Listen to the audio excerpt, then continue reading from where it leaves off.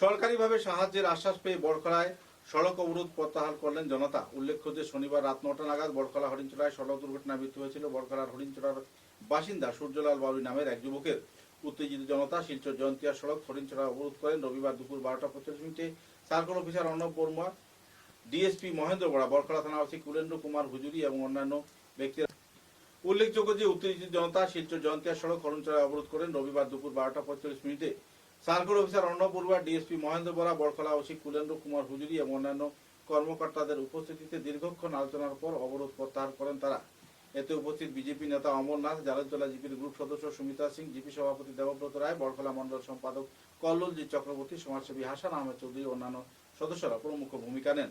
তারা মৃতের পরিবারকে সরকারি সাহায্য প্রদান করার লিখিত আশ্বাস দেওয়ার পর সড়ক অবরোধ তুলে নেন আন্দোলনকারীরা।